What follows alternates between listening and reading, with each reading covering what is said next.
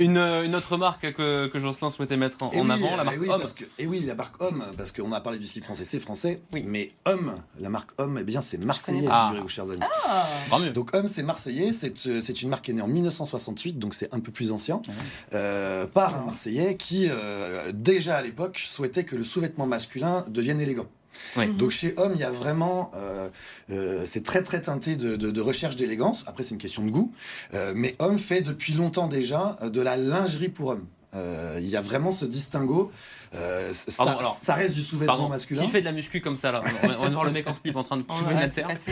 Ils ont changé les règles à Fitness Park et Basic Fit pour justement autoriser les tenues. Ça m'arrange pas. Ça pousse à faire du sport. C'est censé nous donner de la motivation et pour porter du homme, mais aussi pourquoi pas pour aller faire du sport. Bah oui. Voilà. Donc Homme, c'est une marque donc marseillaise. La volonté, c'est de faire de l'élégance. Là aussi, on montre beaucoup de boxers sur l'Instagram qu'on a derrière nous, mais ça fait Homme propose aussi du slip et d'autres produits un peu plus originaux encore que le slip, c'est le string et le jockstrap aussi qui sont portés aussi par des hommes. Voilà. Okay. Donc Homme est très branché là-dessus, a aussi sorti pas mal de produits en dentelle.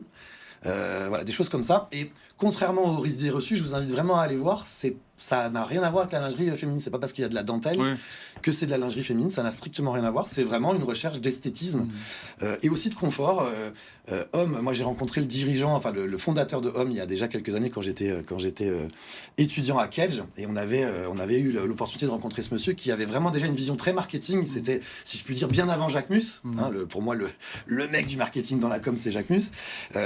Homme savait déjà très très bien faire à la fin des années 90, début des années 2000, et notamment avait sorti un modèle iconique qui existe toujours, qui est le HO1, qui est vraiment là on rentre dans le sujet du soutien, du maintien. Les femmes ont un sujet de maintien, mais les hommes aussi. Et lui, il a sorti ce modèle HO1, c'est vraiment une coupe spécifique avec une technicité spécifique, et qui nous avait expliqué comment il avait sorti sa com. Et sa com, c'était des 4x3 avec des boîtes d'œufs, avec juste 2 œufs. Ah, on comprend bien oui. le symbole.